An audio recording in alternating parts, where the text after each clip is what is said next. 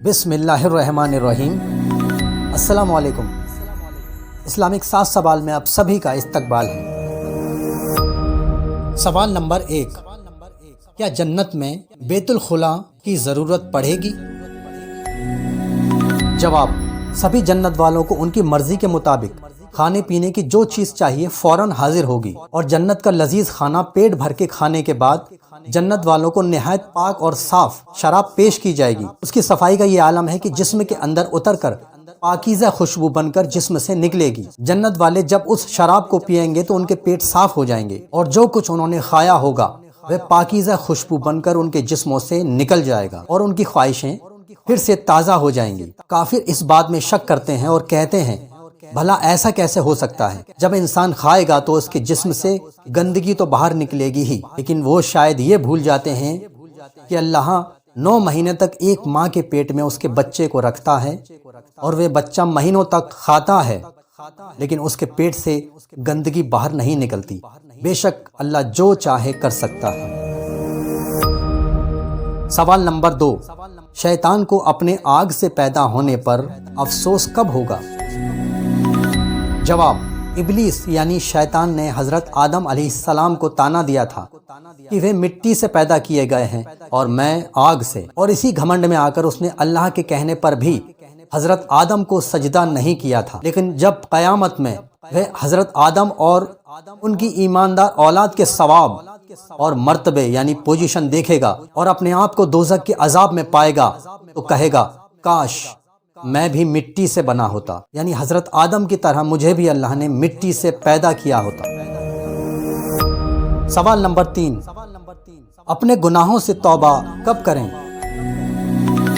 جواب، آج، ابھی، بلکہ اسی وقت۔ حضرت سعید بن زبیر نے کہا، انسان گناہ تو لگاتار کرتا ہے اور توبہ کرنے کے وقت پر یہی کہتا رہتا ہے کہ اب توبہ کروں گا، اب عمل کروں گا، اور کہتے کہتے اسے موت آ جاتی ہے اور وہ اپنی برائیوں میں مبتلا یعنی گناہ کرتے کرتے ہی اس دنیا سے چلا جاتا ہے۔ اس کا مطلب یہ ہوا کہ اگر کوئی انسان یہ سوچ کر بیٹھا ہے کہ وہ 2 دن کے بعد اپنے گناہوں سے توبہ کر لے گا، تو کیا وہ اس بات کی گارنٹی دے سکتا ہے کہ 2 دن بعد بھی وہ زندہ ہی رہے گا؟ یعنی سمجھدار وہی ہے جو اپنے گناہوں سے توبہ میں بالکل بھی وقت نہ گوائے۔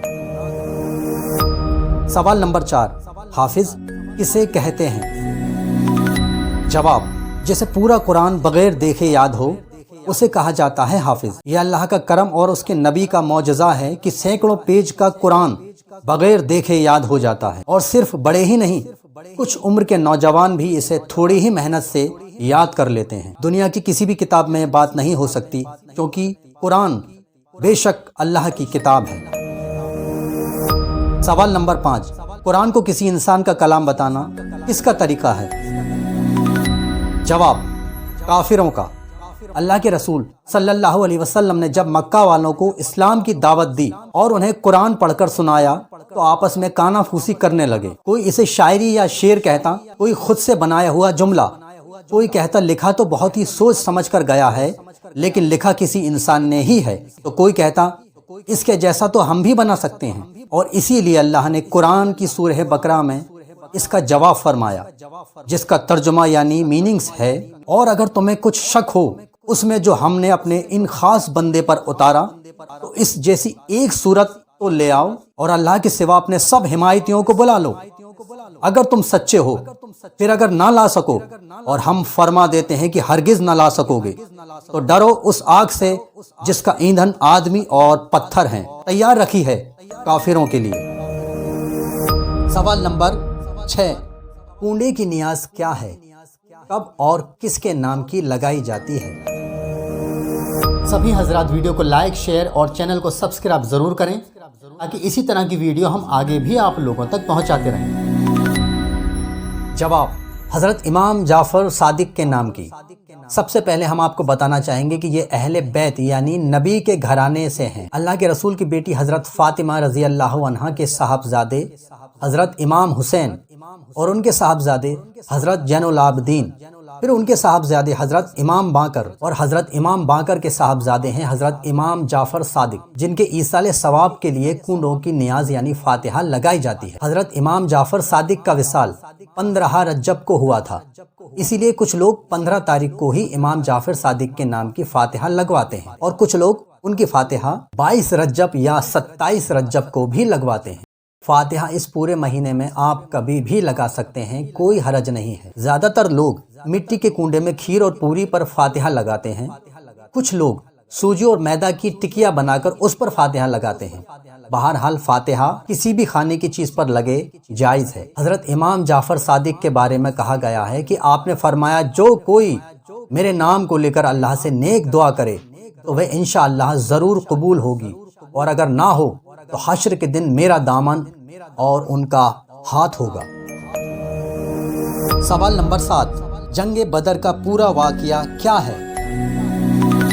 جواب، اللہ کے رسول کو خبر ملی کہ ابو سفیان ملک شام سے ایک قافلہ لے کر آ رہا ہے۔ اللہ کے رسول صلی اللہ علیہ وسلم اپنے صحابیوں کے ساتھ اس قافلے کو روکنے کے لیے روانہ ہوئے۔ مکہ میں جب یہ بات ابو جہل کو پتہ چلی تو وہ ابو سفیان کی مدد کرنے کے لیے ایک بڑا قافلہ لے کر نکل پڑا، لیکن کسی وجہ سے ابو سفیان اپنے قافلے کو لے کر راستہ بدل کر ساحل بحر کی طرف نکل گیا۔ قافلے والوں نے ابو جہل سے کہا، کیا اب ہم بھی مکہ واپس چلیں؟ لیکن ابو جہل نے انکار کر دیا اور صلی اللہ علیہ وسلم سے جنگ کرنے کے ارادے سے بدر کی طرف چل پڑا۔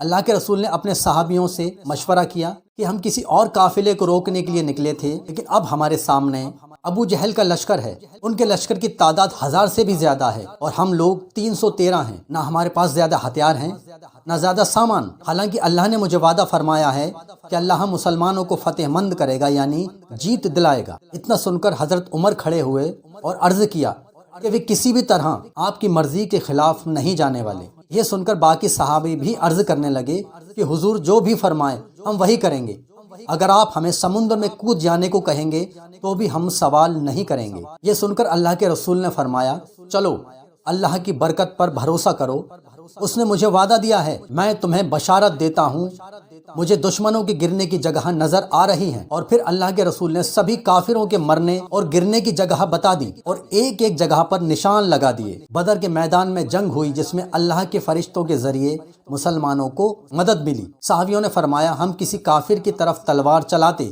تو تلوار اس کی گردن تک پہنچنے سے پہلے ہی اس کی گردن کٹ کر گر جاتی اور فرشتے ان پر کوڑے برساتے تھے۔ ابو جہل نے حضرت ابن مسعود رضی اللہ عنہ سے کہا، یہ ہمیں کون مار رہا ہے؟ مارنے والا تو نظر نہیں آ رہا۔ آپ نے فرمایا، فرشتوں کی طرف سے ہے۔ تو کہنے لگا، وہی تو جیت رہے ہیں، تم تو پھر بھی نہیں جیتے۔ اس کا مطلب ابو جہل جانتا تھا کہ مسلمان حق پر ہیں، اس کے باوجود بھی وہ ایمان نہیں لایا۔ بے شک اللہ جسے چاہے ایمان کی دولت دے۔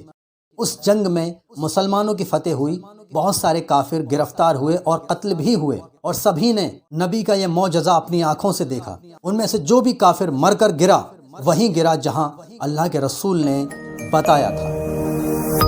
اللہ ہم تمام مسلمانوں کو علم دین سیکھنے، سکھانے اور اس پہ عمل کرنے کی توفیق عطا فرمائے، آمین۔